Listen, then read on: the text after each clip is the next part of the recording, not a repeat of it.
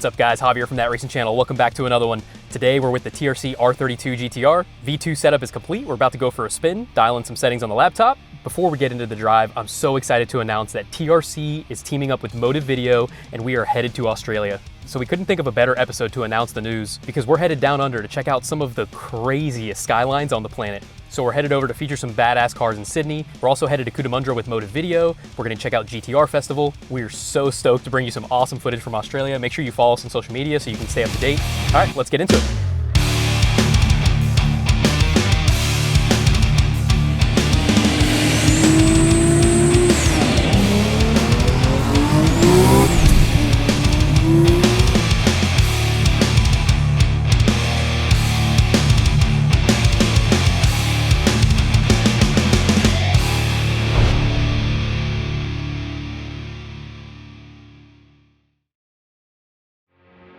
Andre, what's up, my man? What's going on? How's ready to do this? Yeah, I'm ready like Freddy. Car sounds different, huh? Oh, yeah, it sounds night and day, actually. Yeah, man. It sounds like deeper, right? It's like Japanese muscle.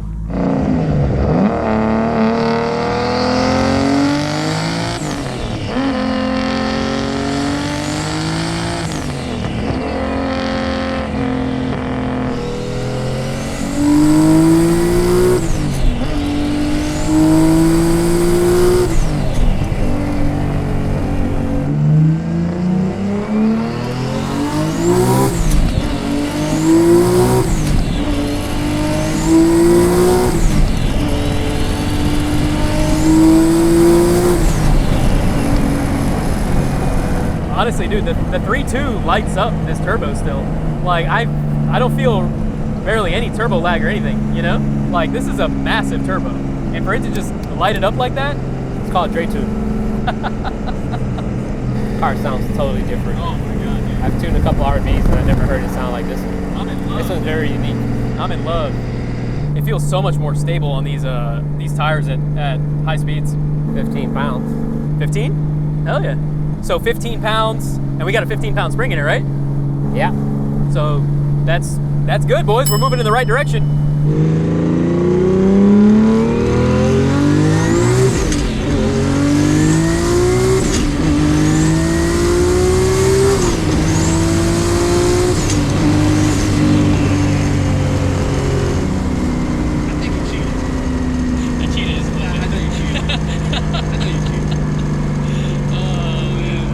All right guys, so the new setup is complete and it's running.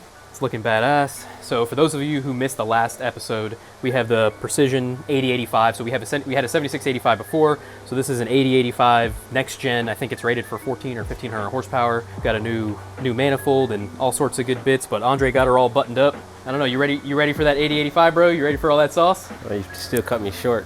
What was the turbo I wanted? What was the turbo you wanted? I wanted 86. 86, 85. Okay. Well, you cut me short still, so I met you halfway. Well, I'll tell you, these next gen 8085s are pretty spicy.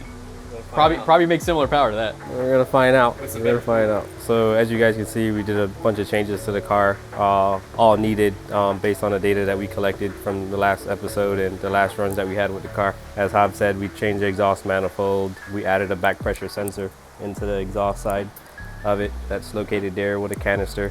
Here's a turbo that Javier cut me short on. We had boost control issues, so we converted over to the Tile 60 millimeter one wastegate. So we're gonna test that out and see how it works out. Right now we got the 15-pound spring inside of it.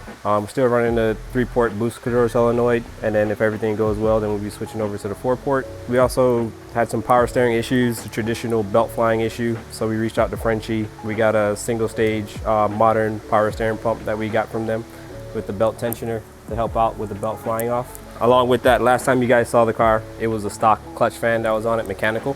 So we got rid of that and we went with the Frenchie electrical shroud on there with the Spall fan.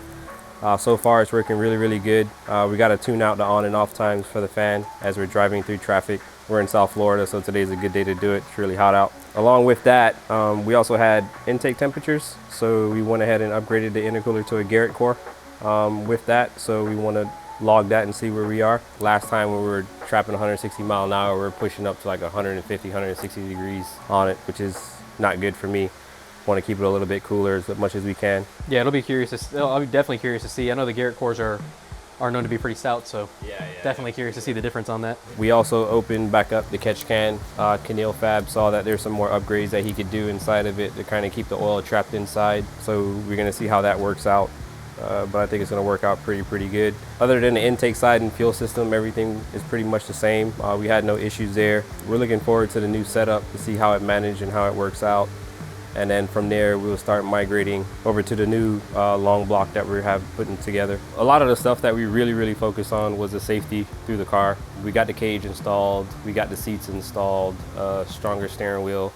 Now just left on the list is just to install the brackets for the 5-point harnesses, which will be 2 passenger and driver, the drive shaft loop, and also the parachute. We're gonna get those things mounted in there before we go back to the track. One thing we're also gonna have is for the drag setup, we're also gonna replace this headlight with the motive video. Our boy Andrew sent us over the headlight duct. Yep, put that in along with, we all know that what this is, it does, people did a lot of homework on it, that it does cause restriction up on the top end. So we're just having this for street mode. This is the way it is on the street. And then as we put it in drag mode, we'll change out the headlight and we'll remove this off. But that's where we are right now. So we also upgraded the brakes. We got the street wheel set up here, the T37s for now, but we still have the factory wheels with Mickey Thompsons on them. So once we crank it up, we'll throw those back on for sure. I mean, these should do pretty good with the Toyos on there, but you know, for all the jam, we'll definitely need the Mickeys on there.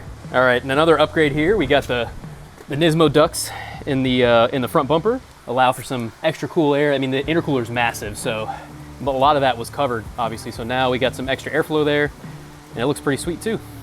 All right, guys, now let's take a look at all the components that Platinum Racing Products sent over for the new short block build on the Skyline.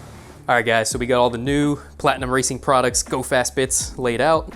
We got the new, you can see here the new color scheme for the engine. We're gonna go with the gold and black. Wanted to change it up a little bit from like the factory red. So with these valve covers, it's supposed to have improved baffling to really help out with the RBs pushing oil out. As you guys know, we're still gonna continue the journey on the wet sump system. So with these valve covers, they're supposed to reduce the pushing oil that RBs traditionally have. Right in the middle, we got the new PRP coil bracket, right? We have the oldest version, so we got the latest version that comes with the new shorter spark plug tubes that goes onto the R35 coils. So here we got the cam sensor, the latest version of it. On our current setup, we got the older version. So this is the latest and greatest cam trigger pickup. Transferring over to a magnet pickup that's here on the cam gear. And look at this hardware. This hardware is so beautiful. We got over here the alternator kit. This is to run the LS alternator on the RB. I guess you guys know from the Nissan, traditionally always give alternator issues, so that's supposed to eliminate that. On our head drain, we got the older version, so now we got this version here that includes the water and the oil into one. So that would be great. We'll be doing some modification to get the water to flow through the head a lot more better than what we currently have right now from factory. Over on this guy, we got the crank trigger pickup update. Once again, we got the older version. So this one is a modern version that is a 36-2 crank trigger wheel, which is pretty cool, all one piece. For you guys that always have issues trying to pull this off, it comes with the bolt holes in there so that you can put your pulling tool on it to remove it. So that's pretty cool. And then this would be the new crank sensor pickup that would be added on.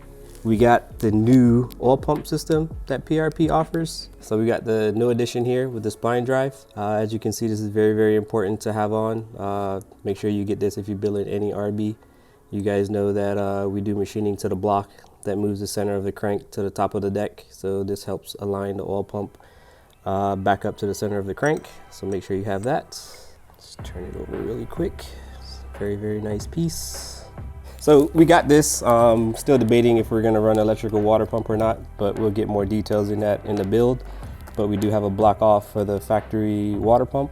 But we want to keep this a street car as much as we can. So we'll evaluate this when we start the engine build between me and Hav. Over here is the brace with the main caps all built into one that's integrated. This is the older version. This is not really the older version. This is a version for the dry sump guys. So he just recently released a version for the wet sump to support his oil pump. So we'll be sending this back and getting back the new version that he has to best fit our application. This is the kit for this guy. And we also went to 1/2-inch studs. So inside the block, you're gonna change it to 1/2-inch studs to actually fit the mains. So that's gonna keep that crank that's in there. All right, so we got here. This is new to me. I think it's gonna be new to everybody. And I guess we're gonna find out what's going on. But this is the new Italian rods and pistons. Yep. IRP. IRP. So it's very, very lightweight. I'm very surprised of the weight that it has, but we plan on making some serious numbers with them. What about north of 1200 we're looking at for the wheel? You tell me, Mr. Tuner. Yeah, I mean, you know, one of the things that 1300, yeah, you keep raising the bar. One of the things that you guys know on the latest episode that we add tremendous weight to the car by putting some safety stuff in it. So we know that we push the short block to its limits with the current weight of the car. So by us adding more weight in there through the safety stuff, we need to kind of reinforce the long block again. And this is the main purpose of this. So we need to put on at least another 250 horsepower to the tire to carry that weight out. So this is the main thing. I mean, we were probably making on the 8-9 pass, trapping 160 or so or whatever. We're probably making what, 1150, 1200? Yeah. Because the car's heavy. These cars are heavier than a lot of people think. Oh yeah, yeah. It's a lot heavier, and this car has everything in it. Dash, everything is still in there. All the AC components are still in it. So it's really, really challenging. Now we put the cage in, put parachutes, seat belts, all the things that you need to keep Javier safe. So that adds on weight. So we just want to go ahead and make sure that we put the right stuff in there to keep the engine together, so that we don't have a disaster, right? And then from the guys from Link, these guys are awesome. I really like their products. I really love them. I moved over to Link and started using them for about 3 to 4 years now. I moved over from a legacy EMS system that was good at the time, but I went over to Link, and so far it's been treating me really, really well. My first integration of this was on UD. That helped me integrate a lot of things of modern technology. So you're 240, ugly duckling? Sorry, ugly duckling. So I progressed and put that on TRC R32, and now we're going to the next step. So we're going to put a full dash display inside of the car to get rid of the analog and put the warnings on there. And it's going to say, make sure that you turn on the all-wheel drive switch after burnout. And I'm going to flash it. And also we're going to clean up the harness a little bit. We're going to put in a PDM. The PDM to actually control the fans, the fuel pump, and a lot of other things that we have, the line lock, and also the clutch slipper that we have on the car. So now we'll be able to control that a little bit more reliable and a little bit more cleaner up underneath the dash. The space underneath the dash is a restriction right now because we still got the AC evaporator and all that stuff in there. So this will really, really clean it up and help us out a lot. The Titan rods and pistons, so as you guys can see, it's really, really nice, has a really nice coating on it. And check out those upgraded pins. Those are some big boys. Oh yeah, the idea of that thing is really small. Compression ratio of those, I think, is about 9:1, which is where we want to be. I think that would be really, really good. It's worked out so well for us so far. We got a bigger turbo now too, so oh yeah, we can make more power, turning up the boost, and not have to stress the engine more to get the power out of it. All right guys, so just want to give a big shout out to Herman at Platinum Racing Products and the boys over at Link. I'm so stoked to get this new engine together. For now, we're going to keep continuing our journey with the engine that's in the car while this one gets assembled, and we'll keep you guys posted every step of the way. Thank you guys so much for tagging along. We'll catch you next time.